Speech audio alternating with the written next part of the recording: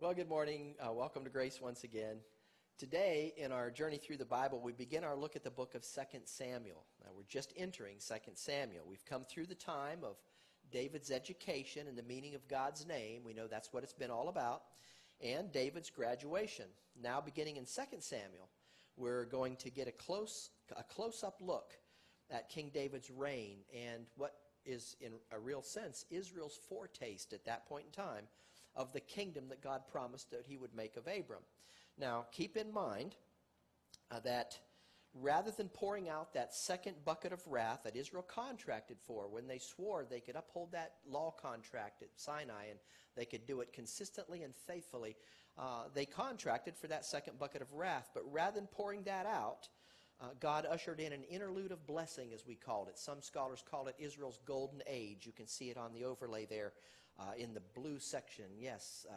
So it's an interlude of blessing to give Israel a picture of what they could have if they would cease placing confidence in their flesh, cease placing confidence in any source outside of Most High God, and then place their confidence in His name, the capacity and the power resident in His name, to become for them what they needed Him to be, and to do so graciously. But Israel had not learned that lesson. They were going after the false gods of the people that were in the land, the people around them, people they were told to destroy when they entered that land under Joshua.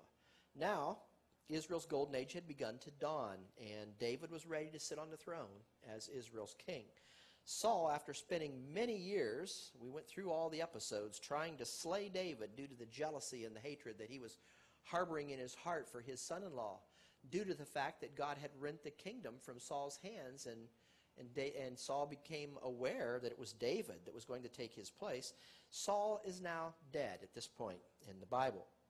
After spending many years trying to slay David, due to that jealousy, as we said, Saul died, and it was because of that battle with the Philistines that he had entered. Saul's 3 sons were killed in that battle. And rather than allowing the Philistines to kill him, Saul took his own life by falling upon his sword. One of those slain sons, by the way, was Jonathan, and that's not a happy note. That story, at this point in our story, it's not a happy story, because we see Jonathan's dead, and Jonathan was David's dearest friend.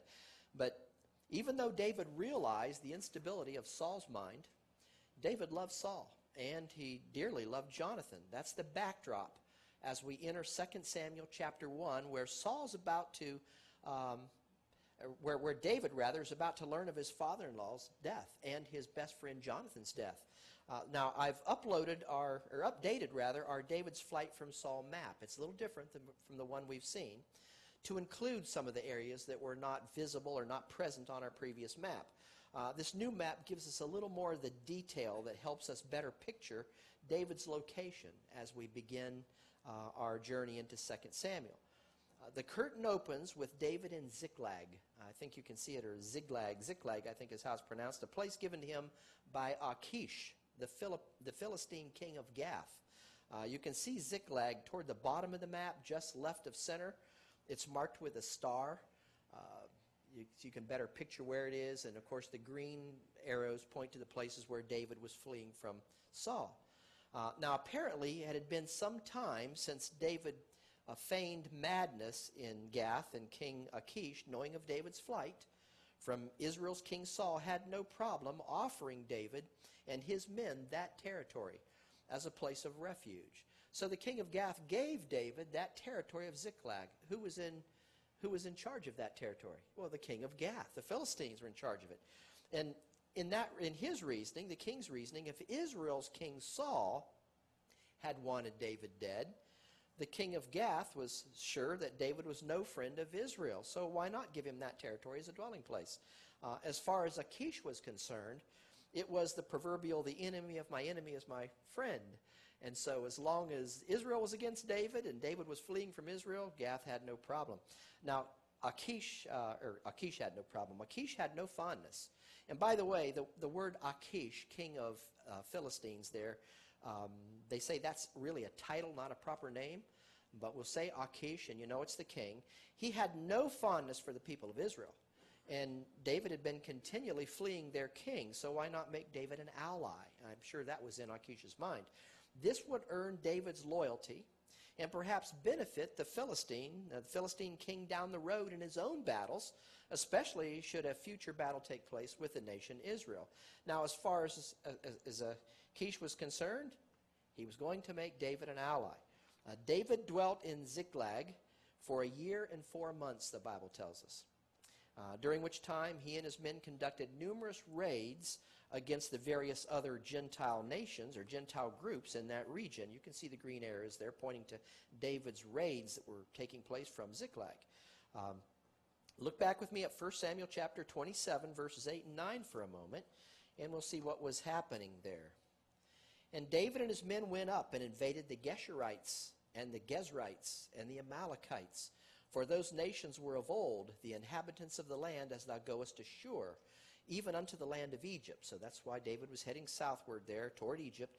And David smote the land and left neither man nor woman alive, and took away the sheep and the oxen and the asses and the camels and the apparel, and returned and came to Achish. So David's going back.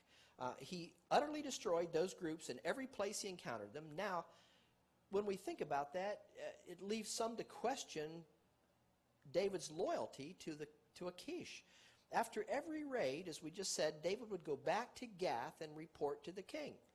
How could David be loyal to a Philistine king, no less, who would rather have had the Israelites, including David, dead if they had known that David was on the Israelite side? But it sounds like a conflict of interest, is it not, that he would be serving or at least be loyal to a Philistine king? By being loyal to the king of Gath, was David not being disloyal to his own nation? Some have questioned that, but certainly the king of Gath had no love for Israel, as we said. The answer is no. David was not being disloyal at all when we understand what was happening and we begin to reason it through. From Ziklag, David had been fighting against those other Gentile, we call them oppositionites in the land. Plus, he made sure that Achish knew about his conquests against those oppositionites. Now, how could the king of Gath be against that? After all, none of those groups that David destroyed could now pose a threat to Gath or to their king. So I'm sure Achish reasoned that David was fighting on his behalf, maybe helping Achish to expand his own territory. David was simply being loyal. Of course, looking back, we now know that David was using his safe abode there at Ziklag to serve his own nation Israel's interests. What David had been careful not to disclose to the king of the Philistines, Achish, was his avoidance of any conflict with his own people, the Israelites.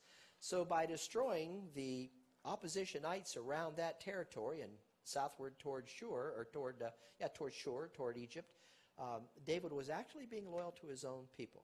Now, as with the previous 9 books we've examined, we're not going to go into every detail of every story in 2 Samuel. We'd never have enough time. But again, I encourage you to read through these books on your own when you have opportunity. But we'll cover the highlights so you'll know what 2 Samuel is all about. And like the other books we've studied, we'll find some interesting things sitting here in the book of 2 Samuel. It's here at the opening of 2 Samuel, chapter 1, that we see David learning of his father-in-law Saul and his best friend Jonathan's death.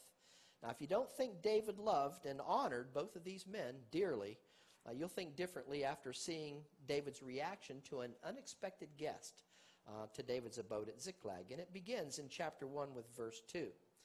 It came to pass on the 3rd day, there's that 3 number. It came to pass on the 3rd day that, behold, a man came out of the camp from Saul with his clothes rent and earth upon his head. And so it was, when he came to David, that he fell to the earth and did obeisance. And David said unto him, From whence comest thou? And he said unto David, Out of the camp of Israel am I escaped. Escaped out of the camp of Israel. Now that must have raised David's eyebrows. Perhaps one went up and the other stood still. David wanted to know what was going on. What was that all about? So Saul, after departing from David at Ziph, where David had proven that he had no intention of doing Saul harm, had gone to fight the Philistines. This is what happened to Saul. Why would this man now visiting David have had a need to escape from Israel after that conflict? Watch as David pushes the matter a little further in verse 4. And David said unto him, How went the matter? I pray thee, tell me. And he answered, That the people are fled from the battle. That would have been the people of Israel, are fled from the battle. and many of the people also are fallen in the dead. The Israelites are dying. And Saul and Jonathan. Now, did this visitor think David would care about that? No, because like King Achish, this visitor thought David's an enemy of Israel. They've been chasing him down. So he didn't mind saying the people are fallen, many are dead, and Saul and Jonathan, his son, are dead also. And David said unto the young man that told him, How knowest thou that Saul and Jonathan, his son, are dead? Now this is where David's visitor concocts a story, thinking that in so doing he'd not only garner David's favor, knowing that Saul had wanted David dead, he'd save his own neck and possibly gain a handsome reward in return. His fabricated story begins to unfold as we continue in verse 6 through 10. Let's take a look at those verses. 2 Samuel chapter 1, beginning with verse 6. And the young man, the Amalekite, told him, said, As I happened by chance upon Mount Gilboa, behold, Saul leaned upon his spear, and lo, the chariots and horsemen followed hard after him. And when I looked behind him, he saw me and called unto me, and I answered, Here am I. And he said unto me, verse 8, Who art thou? Saul said to this fellow, and I answered him, I am an Amalekite. He said unto me again, Stand, I pray thee, upon me, and slay me. For anguish has come upon me, because my life is yet whole in me. So what did this Amalekite do? According to his story, watch how he tells it in verse 10. So I stood upon him and slew him, because I was sure that he could not live after that he was fallen. And I took the crown that was upon his head and the bracelet that was on his arm, and have brought him hither unto my Lord. Now, you'd think, well, that was a kind act to kill him when he was suffering. He'd fallen off on his sword, but this is all a lie. This fellow was lying to David. What's wrong with his story? Well, number one, Saul took his own life according to what we just read earlier in 1 Samuel. He had asked his armor bearer, if you recall, to kill him in order to prevent the Amalekites from slaying him. Saul did not want the Amalekites to slay him. So he asked the armor bearer to thrust him through with his sword and kill him. But his armor bearer refused. He was afraid, and he refused to grant Saul's request, after which Saul, according to what we read earlier, fell on his own sword, taking his life. Number two, only after Saul's armor bearer saw that Saul was dead did that armor bearer kill himself in like manner as did Saul. So this Amalekite visitor had simply fabricated a story to give himself what he had hoped David would consider a legitimate reason for being in possession of Saul's crown and bracelet. The crown and bracelet that he had stripped from Saul's dead body, and gain a handsome reward in return. You see, like the king of Gath, this Amalekite, knowing of the king of Israel's contempt for David, assumed that David harbored the same contempt in his mind for the nation that Saul represented. He thought David would be pleased as punch that Saul was dead, and that he was proving to David, Saul's dead, I brought you the crown and the bracelet. A third reason why this visitor was trying to rid himself of Saul's possessions, if you reason it through, was that had the Amalekite authorities found him to be in possession of Saul's crown and bracelet, articles that he obviously should have turned in to them, they would have most likely killed him themselves for thievery. This man had simply stolen these valuable items from Saul's dead body when he went to that area, hid them away, and then found himself unable to do anything with them, in my opinion at least, without it being discovered that he had stolen them. So his ploy was to rid himself of Saul's possession, gain a handsome reward from David, who he thought would have been opposed to Saul in the first place, in the process. So as the story continues, we see that it didn't take David long to figure out this visitor's ploy. He knew that something was wrong. So the words that the Amalekite uttered hadn't earned him a reward at all from David, actually King David in God's mind. On the contrary, his words earned him a sword, as we see in verses 14 through 16. And David said unto him, How wast thou not afraid to stretch forth thine hand to destroy the Lord's anointed? And David called one of the young men and said, Go near and fall upon him.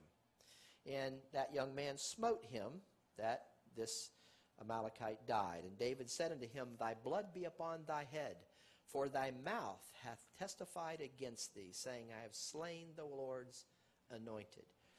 Out of the mouth comes what's in the thought process, and this is what's happening here. David and his men spent the rest of that day mourning the death of King Saul and David's good friend Jonathan. There's another interesting parallel between David and Christ sitting in this section. The remainder of chapter 1, by the way, is spent in David's weeping over the fall of Saul. Does that remind you of anything? He's weeping. David is weeping over the fall of Saul, the very one who had sought for David's death. Saul had been unable to see that David was always looking out for his welfare. Now, for the parallel, notice this passage about Jesus Christ in Luke chapter 19, verses 41 through 44, and I think you'll see the correlation between David and Christ. Speaking of Christ, verses 41 and 42 state, "And when he, Christ, was come near, he beheld the city." And what did he do? He wept over it. He wept over the city, saying, "If thou hadst known, even thou, at least in this day, the things which belongest unto thy peace, but now they are hid from thine eyes." Does that sound something like what David would have said to Saul? Certainly. That's David's attitude toward his father-in-law. Christ's kingship would have meant peace for Jerusalem, for Israel, had the people recognized him as their rightful Messiah. Instead, the people sought to kill him. What did Christ do? He wept over Jerusalem's fall. Likewise, a recognition and an appropriate appreciation of David's rightful kingship would have brought Saul nothing but peace. That's all David meant for him. And as David proved on numerous occasions, but Saul's eyes were blinded by his hatred, jealousy for David, and his avid desire for David's death. And here we find David weeping over the fall of Saul. The parallels are quite obvious, or they should be, and there are many such parallels in the books of 1st and 2nd Samuel. You can read through these. There's several here that I've found that I've not been able to find elsewhere, so you determine whether they are parallels or not as we go through them. When we come to chapter 2 in 2nd Samuel, we find David asking the Lord where he should travel when it came to the cities of Judah. David wanted to be back among his own people, and David was from the tribe of Judah, so he asked the Lord, "Where should I go?" No longer facing the wrath of Saul, David was ready, free and ready to go and be among his own people. This was the homecoming that we know David so longed for. But to which city should he journey first? Well, the Lord had the answer. David was to go to Hebron, where the men of Judah came and anointed him as king over the house of Judah. So you can see Hebron there as he's going up closer toward En-Gedi, where he had been hiding at one time. He's in Hebron. Of course, it's no secret to you folks that Christ is referred to as the Lion of the tribe of Judah, and it's the same tribe that David was from. So being appointed as king over Judah was one thing, but what about the remainder of the tribes of Israel? Because he was not appointed king over the remainder of the tribes. This is where Abner, the chief of Saul's forces, enters the picture. Abner was, a lot of things going on about Abner. We'll show some of them, but this is where Abner comes into play. Abner was the one, if you recall, the man that David humiliated back at Saul's camp. When David took Saul's spear and took his flask of water and then disgraced Abner in front of the entire troop there for not protecting his king, that's Abner. And Abner had been duly embarrassed, we're sure, by that episode. So it's easy to see why Abner wanted a son of Saul to be king rather than this young man that had humiliated him, David. Abner wanted the kingship of Israel to remain in Saul's family because he hadn't forgotten, number one, he had not forgotten the humiliation he faced at the hand of David, but there's a second reason we'll show you in a few minutes. Abner had been a major player in Saul's search for David. So now when it comes to appointing a new king, Saul's dead, Abner had who he wanted to reign in mind. What did he do? He made Ishbosheth a surviving son of Saul. 3 of his sons were killed in the battle with the Philistines, but he's got another son here, Ishbosheth. He's a survivor. And so Abner wanted Ishbosheth to be king over all of Israel. Ishbosheth was 40 years old, we're told, when he began to reign over all of Israel. All the other tribes, that is, with the exception of the tribe of Judah that continued to follow David and had now made David their king. You can read about the conflict between these two groups, one representing David, the other representing Saul, in the remainder of chapter 2 there in 2 Samuel. Of course, there's no mistaking the side that Abner would take. Abner's stand is pointed out very clearly in chapter 3, verse 6, where we read, "And it came to pass, while there was war between the house of Saul and the house of David, that Abner made himself strong for," what group? The house of Saul. Abner was on Saul's team. We'll get a better picture of why in just a few minutes. Abner did not change his stance until he had a falling out with Ishbosheth, Saul's son, after which he tried to get David to make a league with him. Abner wasn't interested in promoting David. Abner was only interested in promoting himself. And he knew that aligning himself with David would be the only way he could accomplish that. Listen to Abner in chapter 3, verses 17 and 18. "And Abner had communication with the elders of Israel." So now he's speaking to the leadership there, saying, "Ye sought for David in times past to be king over you. Now then do it. For the Lord hath spoken of David, saying, By the hand of my servant David I will save my people Israel out of the hand of the Philistines and out of the hand of all their enemies." Then why didn't he make him king to begin with? Now he's telling the people, well, this is what the Lord said, go ahead and do it. Whether or not Abner had come to his senses, we're not told. We do find that after Abner died at the hand of a couple of David's men who had their own personal grudge against Abner for killing their brother, David mourned Abner's death. The question is, why do you suppose David would mourn Abner's death? And to the degree that he was grieving over Abner's death. Had David and Abner really become such great friends? Was Abner able to convince David that he truly had David's best interest in mind and not his own? Well, I'm not sure about that, because David's men had warned him of Abner's deceitful intention. They said, Abner wants to come in and he wants to make a league with you because it's the only way Abner can find out where you're going in when you're coming out. And that way Abner can have his men kill you. So they told David that Abner was befriending him for the sole purpose of knowing David's whereabouts so that they could kill him. Now, I don't believe for a moment that David was grieving over Abner's death because they had become the closest of friends. I believe it was something else altogether. So what was it? This is where we have to dig a little deeper. What could it have been that would have caused David to mourn Abner's death so deeply that David wept as he followed Abner's funeral bier and then refused to eat for the remainder of that day? Let me show you the reason as I see it. Do you remember the promise that Saul asked David to make after David spared his father-in-law's life there at En-Gedi, where David had stolen his spear and a flask of water, and then when he discovered it was David and David hadn't killed him, he said, make me a promise, swear to me, David, and David did. I want to take you back to that promise for a moment because I believe that promise is the key as to why David was grieving Abner's death. Here's the oath that Saul asked David to make in 1 Samuel chapter 24, verse 21. Swear now, therefore, unto me by the Lord, David, this is Saul speaking, that thou wilt not cut off my seed after me, and that thou wilt not destroy my name out of my father's house. Now notice David's response to Saul's request in the very next verse, 22. And David sware unto Saul, and Saul went home, but David and his men gat them up unto the fold. David loved his father-in-law, and he loved his brother-in-law, which would have been Jonathan. So David had a deep, an abiding love for these people, and he honored them both.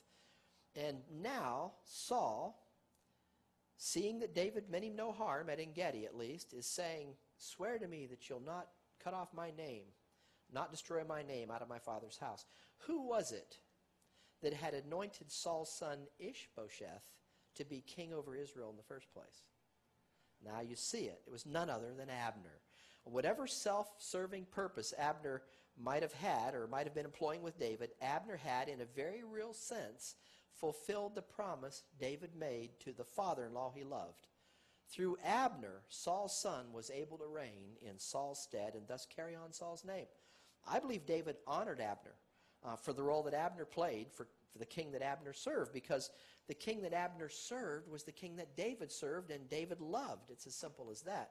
Another great example of David's love for Saul, and not only for Saul but for Saul's son Ishbosheth is seen in chapter 4, where we find the stories of Ishbosheth. And also Jonathan had a son. His name was Mephibosheth, and David was kind to both of them, which is coming up shortly. I'm glad those names are not popular names today. Well, if you do that, if you name one of your children that and you expect me to have a good time with it, you're in trouble. I have enough trouble keeping David and Paul's name straight in our messages. Someone told me last week that I called the Philistines the Philippines. I don't know who caught that, but you have to sort that one out yourself. With all these names, it might be difficult to follow the storyline. So let me give you a lineage diagram that I've developed to help you picture some of the connections in Saul's household. What I didn't tell you earlier is that Abner was not only the chief of Saul's forces, Abner was Saul's cousin. See a connection there? As you can see there on the diagram, from Benjamin's line, from his down line, came Abiel, who fathered Kish and Ner. Kish was the father of Saul. Kish's brother Ner fathered Abner. So Saul and Abner were close relatives. In fact, they were first cousins, which may explain why Saul made Abner the chief of Israel's forces to begin with, and why Abner was insistent on the kingship of Israel remaining in the household of Saul after Saul was dead. It was a family affair. As you can see on the diagram, Saul had 3 sons by his wife Ahinoam. He then went on to have 3 additional sons through his concubine Rizpah. So his 3 sons, by way of Ahinoam, were slain in that battle with the Philistines where Saul took his life. After which Abner appointed his nephew Ishbosheth, Saul's son, by way of his concubine Rizpah, to reign over Israel. You see the family connections there? It was a family affair, and it was to remain a family affair as far as Abner was concerned. At least that is until Saul's nephew Ishbosheth made him angry, and Abner decided to transfer his allegiance over to David. Now, David also had a nephew. His nephew was named Joab, and Joab was put in charge of David's forces. So Joab was David's nephew. You can see the 2 opposing factions here and families from 2 different tribes. One from the tribe of Benjamin, one from the tribe of Judah.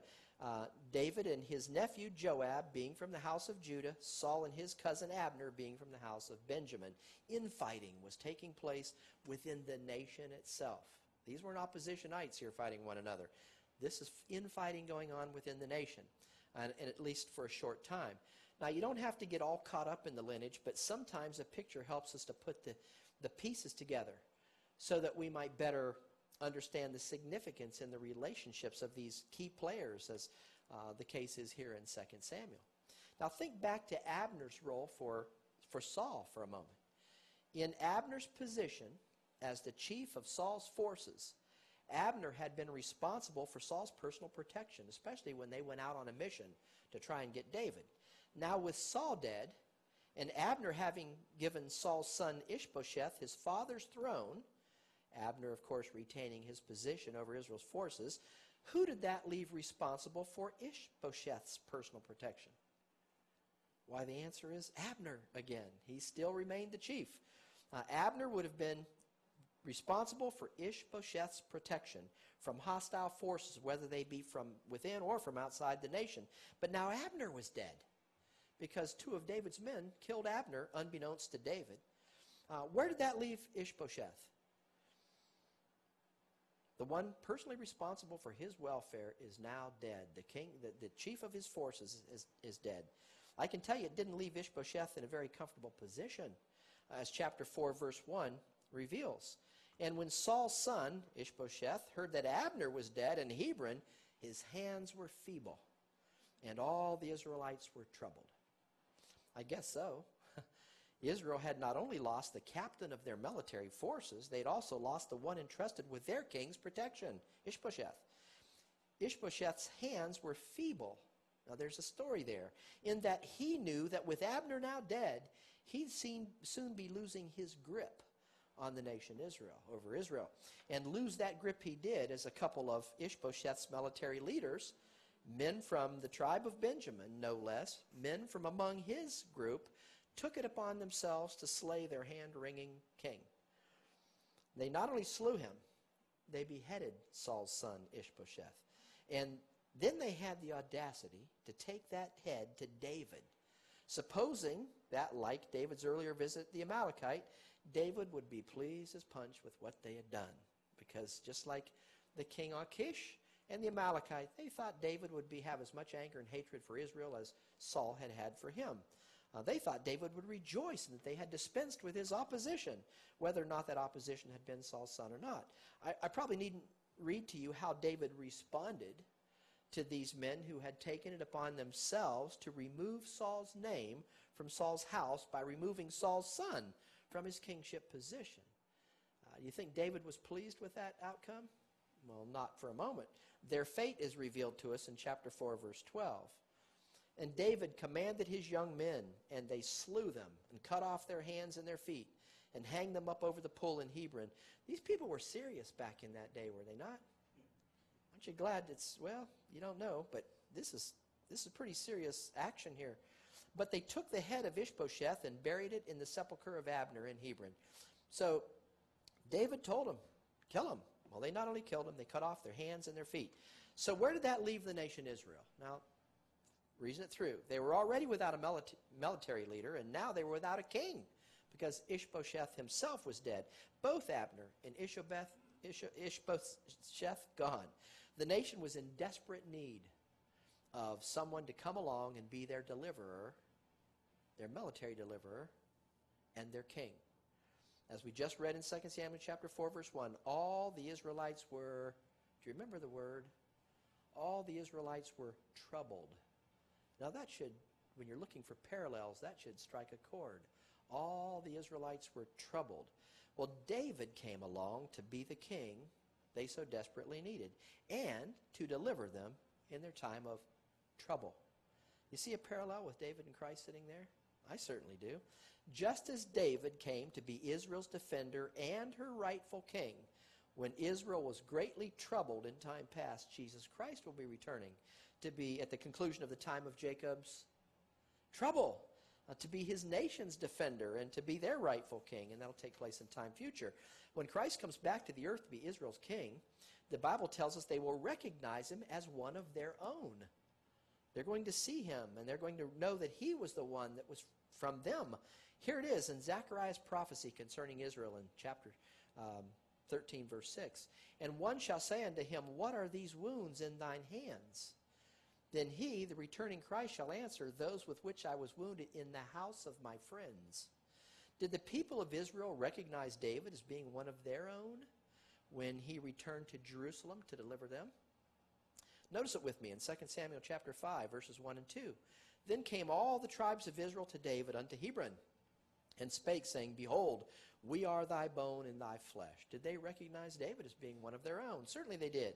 Also in time past, when Saul was king over us, thou wast he that leddest us out and brought us in Israel. And the Lord said to thee, thou shalt feed my people Israel, and thou shalt be captain over Israel. Just as the nation Israel is going to recognize Jesus Christ as being their rightful king in a day yet future, acknowledging him as having been among them and one of their own, the same was true of David when he returned to Jerusalem. The people said, we are thy bone and thy flesh. You're one of us. Parallel after parallel sits in these passages if you begin to look at them. How about this one? Did God not promise that at the time of the return of Jesus Christ to earth, that he would fully institute their promised new covenant? Now, I've not run across this anywhere, but I see this. See if you see it. Look at Jeremiah chapter 31, verse 31. Behold, the days come, saith the Lord, that I will make a new covenant with the house of Israel and with the house of Judah. So there's going to come a time when the Lord is present, that he's going to make a covenant. He's going to fully initiate that covenant that he'd promised back in Jeremiah. What about David making a covenant with Israel when he returned to Jerusalem and was made king over the entire nation? Is there a parallel there? Well, let's take a quick look. Notice verse 3 in 2 Samuel chapter 5. So all the elders came to the king to Hebron.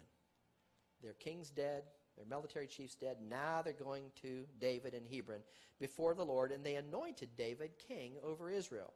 The word translated league, David made a league with them, is a verse, in that verse rather, is the Hebrew berith, which according to the Hebrew dictionary literally means covenant. Now, to add to that, this is the very same word, berith, in 2 Samuel chapter 5, verse 3, that appears in Jeremiah chapter 31, verse 31, with a new covenant that will be fully initiated at Christ's return. It's nearly impossible to fail to see the parallel pictures that God presented through David's reign and the reign of the Son of God when Jesus Christ returns to repossess the earthly realm. Christ will fully initiate that new covenant. And here David is going to Jerusalem, and now the people are coming to Hebron. He's going to Jerusalem next, and he's making a covenant. So the parallels just abound. Now, verses 6 through 9 in chapter 5 have perplexed some people. So I want to spend a little time here and explain what was happening. We need to, because some have come up with some crazy notions from this next section. That's why I'm bringing it up.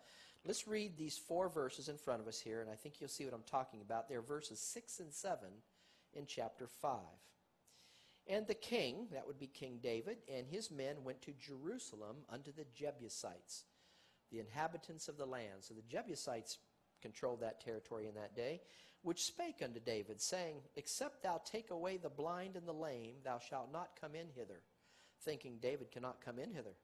Nevertheless, David took the stronghold of Zion, the same as the city of David, named after David. Now, verses 8 and 9 are the verses that have caused the confusion in some folks' minds.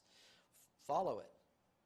And David said on that day, Whosoever getteth up to the gutter, that's the rain spout or the rain area where the rain runoff would have gone, and smiteth the Jebusites and the lame and the blind that are hated of David's soul, he shall be chief and captain.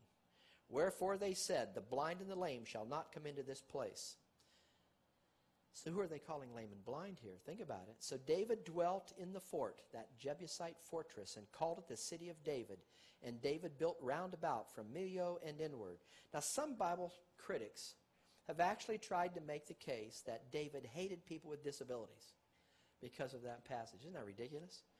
You've just read David's words, though. Whosoever getteth up to the gutter and smiteth the Jebusites, listen, and the lame and the blind that are hated of David's soul. A little perplexing on the surface, perhaps. Did David really hate the lame and the blind? The answer is, of course, not.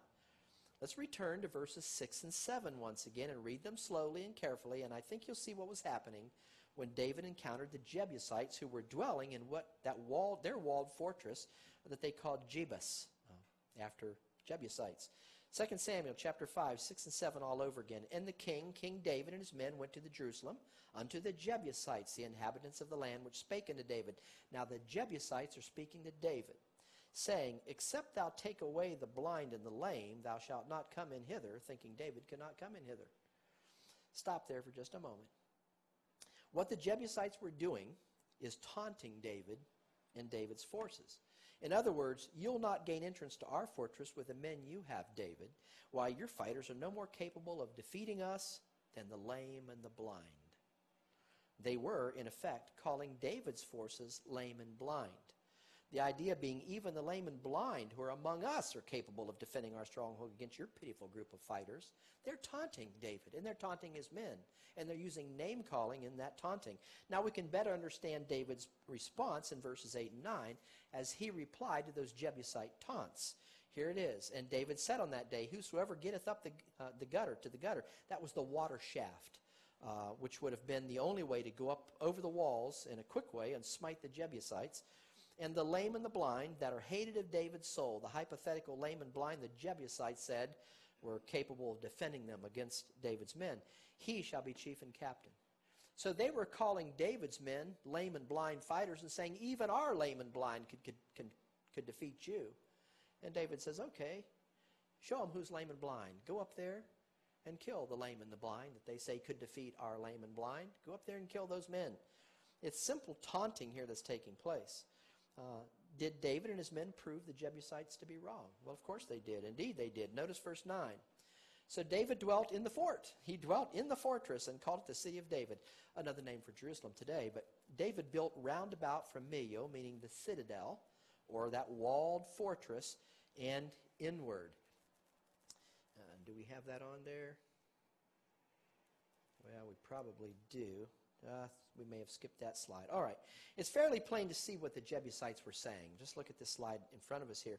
They were saying, okay, you weaklings who are fighting on the side of the Lord, show the Jebusites who you think you really are. To us, you're like the lame and the blind. Our lame and blind could defeat you, David. David's response is equally easy to understand, and I put Paul in my notes, so you see what I'm doing all over again. David's response was equally understandable, and so he's going to show them the capacity resident in the name of the Most High God. In actuality, this wasn't really about anyone with any type of disability on either side of this conflict. This was nothing more than the prideful Jebusites and the taunting language they were using in an attempt to show the physical weakness of God's people, and how the weakest among the Jebusites were stronger than the much weaker Israelites. What the Jebusites failed to consider was the strength that was resident in the name of the Most High God. Does what happened at Jerusalem that day not remind you of something that the Apostle Paul said when writing to the Corinthians in 1 Corinthians chapter 1, verse 27? Let's take a quick look. But God hath chosen the foolish things of the world, and I'm wondering what I did with that slide now. There it is. But God hath chosen the foolish things of the world to confound the wise, and here it is, God hath chosen the weak things of the world to confound the things which are mighty. God never used the most or the mightiest to accomplish his purpose. He always used the least and the weakest to prove that it was never about the capacity resident in human flesh. It's always been about the capacity and the power resident in him. This is what his name is all about and what our studies have been all about. This is the lesson that David came to learn and the education that God was giving his nation through the reign of David during Israel's interlude of blessing. By the way, and this is the slide you were looking at, a wall of that citadel or fortress that the Jebusites built has been excavated, as can be seen on this little illustration I've called David and the Jebusites. The stone structure that has been found, appearing on the left side of the illustration there, stands 3 stories tall. You can see what David and his men were up against when it came to conquering those who were in that possession of that fortress. Today, the city of David is located just outside the present walls of the old city and to the south side, as can be seen there on the right of the illustration. The inset area there in the red dotted lines is where that fortress was excavated. The city of David was called Jebus, as we told you earlier, taken from the word Jebusites. Apparently, the water shaft for that fortress was the only way the Israelites could scale that tall wall quickly enough to overcome those who had been taunting them. This brings us to chapter 5 in 2 Samuel, verses 10 through 12, where we see David being exalted as Israel's king, the one who had delivered them. And David went on and grew great, and the Lord God of hosts was with him. And Hiram, king of Tyre, sent messengers to David, and cedar trees, and carpenters, and masons, and they built David an house. And David perceived that the Lord had established him king over Israel, and that he, the Lord, had exalted his, meaning David's kingdom, for his people Israel's sake. So the Lord was giving David victory after victory over those oppositionites that were in the land that God had given to Israel. And we've already seen how the Lord had been David's protector when it came to all those attempts that his father-in-law Saul had made on his life. God was putting his compound Jehovah name into effect for David, and he was doing so graciously over and over again. The Most High God had been David's banner, his Jehovah Nissi, from David's youth when he slew the lion and the bear that took his father's lamb from the flock. And he continued to put his Jehovah Nissi component, part of his name, into effect throughout King David's reign. As you can see, David's conquest listed on the illustration that I've given that name. If you combine Saul's 14 attempts on David's life as one, and then you take the other conquest that David had in that area, the grand total's an interesting 14 all over again. So needless to say, under the reign of King David, Israel was in her heyday.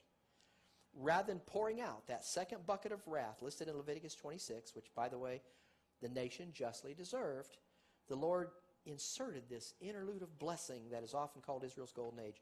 They had the king that God had chosen to be ruler over the nation. The king that would picture Israel's king to come, the Lord Jesus Christ, although they knew nothing about Jesus Christ back in that day. Their king was victorious over their enemies throughout the time of David's reign. As we read in 2 Samuel chapter 5, verse 10, and the Lord God of hosts was with him. But here again, it wasn't because of David's stellar performance as a man that God had been with David. Like the patriarchs before him, like all the men God chose to use before David ever came along, David had his full share of fleshly flaws. We looked at some of them earlier. We saw how he lied to the high priest Ahimelech at Nob. And most of you who are aware of David and David's story know about David and, what's her name? Bathsheba. But is that all you know? Well, we know that story. But notice here, something that the law strictly forbade. Deuteronomy 17, but he, your king, shall not multiply horses to himself, nor cause the people to return to Egypt, to the end that he should multiply horses. For as much as the Lord hath said unto you, you shall not henceforth return no more that way. So far, so good. David had not failed on any of those points. But notice verse 17, because Moses wasn't through delivering the law here. Verse 17, neither shall he, any king that is over you, multiply wives to himself, that his heart turn not away, neither shall he greatly multiply to himself silver and gold. Two verses we read just a moment ago, 2 Samuel chapter 5, verses 10 and 12, are remarkable when it comes to King David's relationship at that time with the Most High God. Let's return to those verses once again, because I want to highlight the relationship David enjoyed with the Most High God. We'll put them back to back this time for emphasis, and here they are. Verses 10 and 12 of chapter 5, and David went on and grew great, and the Lord of God was with him. Verse 12, and David perceived that the Lord had established him king over Israel, and that he had exalted his kingdom for his people Israel's sake. The expression, the Lord God of hosts was with David, tells us the Lord was working on David's behalf. There isn't any question about that. We've seen it over and over again. The question is, was the Lord God of hosts with David because of David's fleshly performance? The very next verse, verse 13, the very next verse should dispel that notion rather quickly. Obviously, David hadn't followed the law flawlessly. When he lied to the high priest, we know that. But now notice how closely King David was adhering to the law contract coming up. Watch me carefully as I read the next verse, verse 13. And David, sticking as closely to the law as the law allowed, refused to marry Ahinoam of Jezreel, after he'd already been given Michal as a wife by her father Saul. And David refused to take a third wife, Abigail the Carmelite, while he was fleeing from Saul, when he was already married to two wives, Michal and Ahinoam. And David refused to take a fourth wife, Maach, while he was dwelling at Hebron. And David resisted taking a fifth wife, Haggith, while at Hebron. And David flatly refused to take a sixth wife, Abital, while residing in Hebron when he was already married to five wives. And David staunchly refused to take a seventh wife, Eglah, while king over Judah at Hebron. That isn't how the verse reads, is it? You see, David had 7 wives before he ever returned to Jerusalem, where his attack on the Jebusites took place. David had 7 wives before Israel ever chose to make David their king. He had 3 wives before Judah anointed him to be their king. And then he gained 4 additional wives during his kingship over Judah. But he isn't ready. He isn't finished yet. He already had 7 wives when God gave him the victory over the Jebusites at Jerusalem. After which we see the statement, and God was with him. Do you suppose David's wife-taking came to an end after he took up residence in the place he named the city of David? With 7 wives already in the fold, notice what David did after he took the stronghold of Zion, as verse 13 continues his story. And David took him more concubines and more wives out of Jerusalem after he was come from Hebron. And you thought Solomon held the record? Well, he did. But you can see where Solomon was taught, can you not? And there were yet sons and daughters born to David. We're not really told how many wives David had altogether, because we don't know how many he took at Jerusalem, just more. We know he had 7 wives and some concubines during that 7.5 years he reigned as king over Judah at Hebron. We're then told he took additional wives, additional concubines from Jerusalem after he was anointed as king over Israel. Wow, and you thought Bathsheba was David's only distraction? David was a busy man. Each of his first 6 wives bore him a son. Bathsheba bore him 4 sons. So altogether, Scripture records that David had 19 sons by various women and 1 daughter, Tamar. Obviously, no grass grew under King David's feet. And all the while, Sitting in the law contract was the prohibition that no king of Israel was to multiply wives to himself. So the only thing more obvious than the failures of King David's flesh was the power God exercised on David's behalf because of what God had always foreknown about King David's belief. It was never action, it was belief. The law was never given, as you folks well know, to make anyone under that law righteous. The law was given to prove to those under that law program the necessity of God's grace. It was given to them so they'd see the necessity of placing no confidence in their flesh, but all of their confidence in the name of the Most High God. They'd have to rely solely upon the power resident in his name, and King David was no exception. Throughout all of the situations David faced, he was learning that lesson. And through King David's reign, the nation Israel was able to witness the reality of God putting his name into effect on behalf of his nation, and doing so graciously all the time. God had promised them he would do that before they crossed Jordan and entered the land of Canaan. So you can see how it's all about the lesson of who God is. You may recall the covenant that was made, that God made with Moses there before Israel entered the land of Canaan, where it said he brought a covenant alongside. When you think back to that lesson, not the covenant he'd made with Abraham, but now he's brought a covenant alongside that Bible scholars call the Palestinian covenant.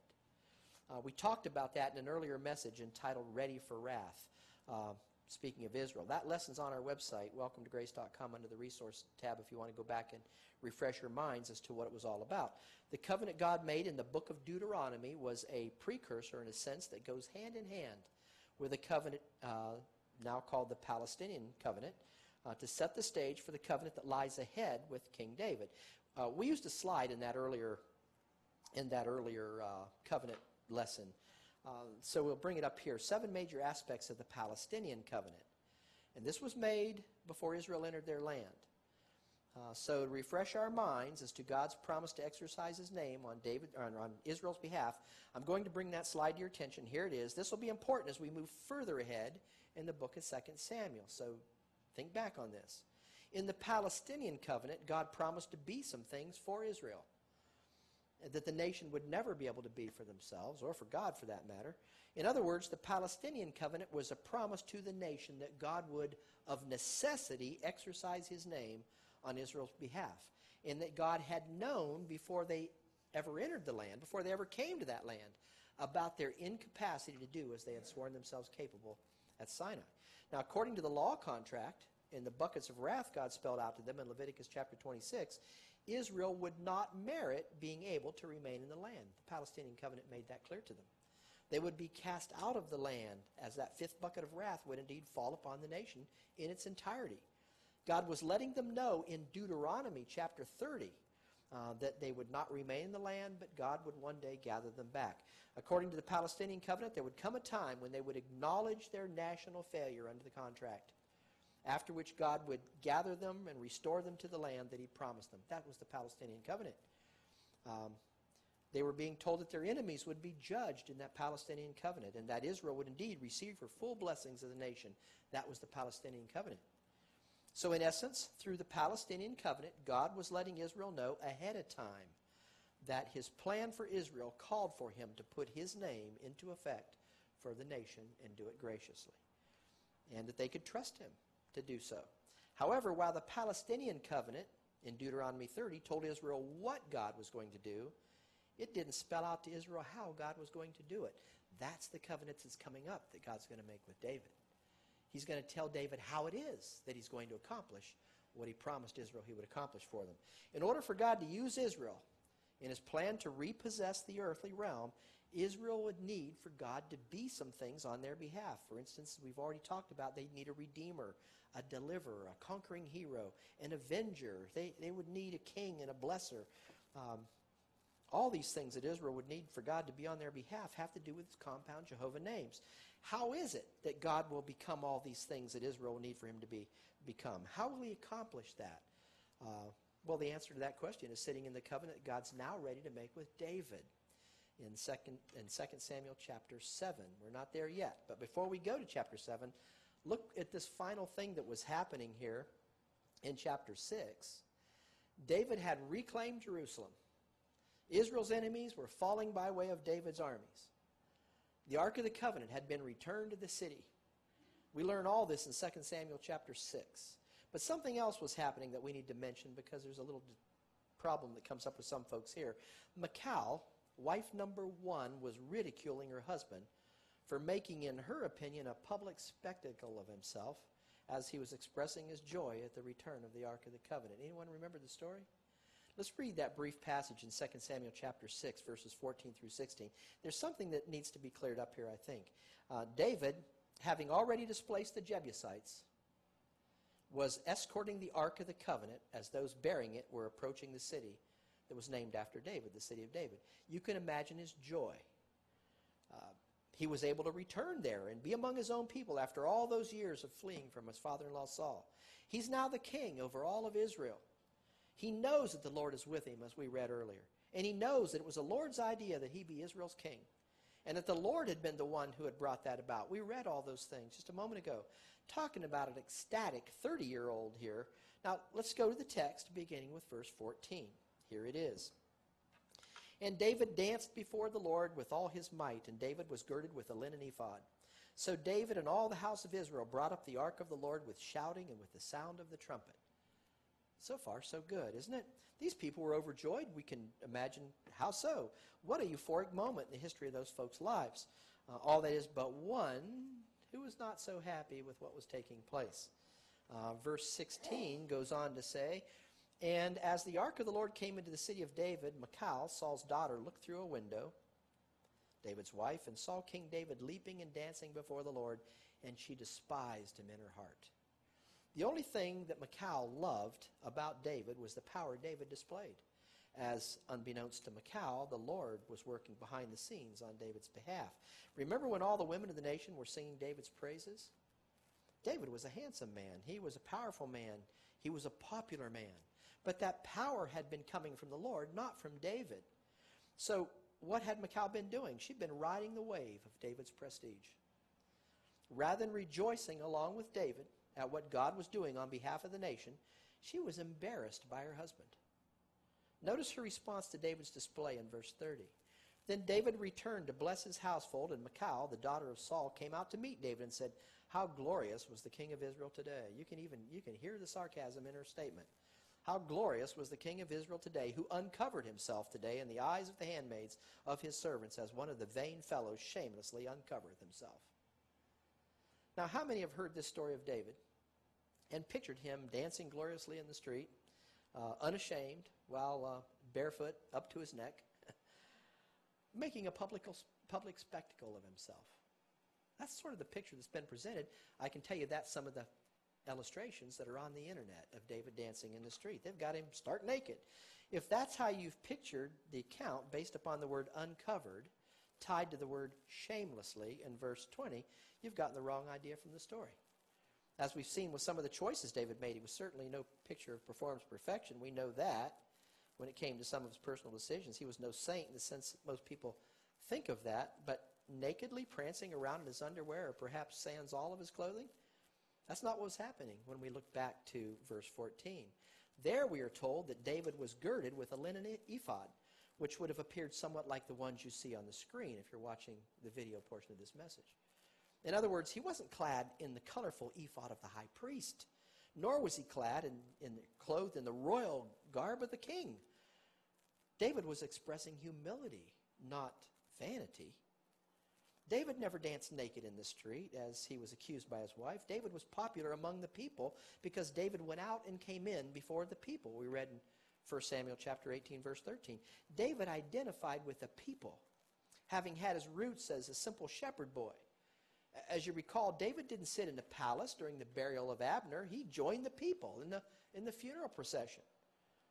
David wept when the people wept. In fact, he refused to eat the remainder of the day. David ruled by example rather than by decree. Verse 36 in 2 Samuel chapter 33 speaks to his popularity with the people of Israel. And all the people took notice of it, and it pleased them, as whatsoever the king did pleased all the people. David was a people person. Michal, on the other hand, had come from a position of privilege. She was had been the daughter of a king, and was now the wife of an extremely powerful and popular king. She identified more with the power and prestige of the royal office than she did with the people over which her husband had been governing. To see her husband, the king over the nation, dancing among the people, not dressed in his royal robe, but wearing the simplest garment of a servant priest, that embarrassed her. Why, David was behaving in an unkingly fashion. He wasn't acting in a dignified manner at all. What effect would that have on her royal stature in the eyes of the populace? Do you see the conflict going on in her mind, folks? She was embarrassed on the one hand, she was jealous on the other. Her father had been jealous of David, had he not, earlier on? Now she's displaying the same thing. So Michal, in a sarcastic reprimand, was attempting to shame her husband rather than join him in rejoicing before the Lord. How sad for Michal, because we're told that the daughter of Saul had no child unto the day of her death. Interesting. Well, at this point, we're ready to enter chapter 7. We're sitting right on the threshold of a grand covenant that God was about to make with David. What is that covenant? How is he going to put his name into effect for Israel? We'll have to stay tuned to our next message for that. We'll allow Scripture to spell it out for us in our next lesson. Don't think there are not some additional interesting things to come along in David's reign. Next lesson, we'll discover what some of those things are.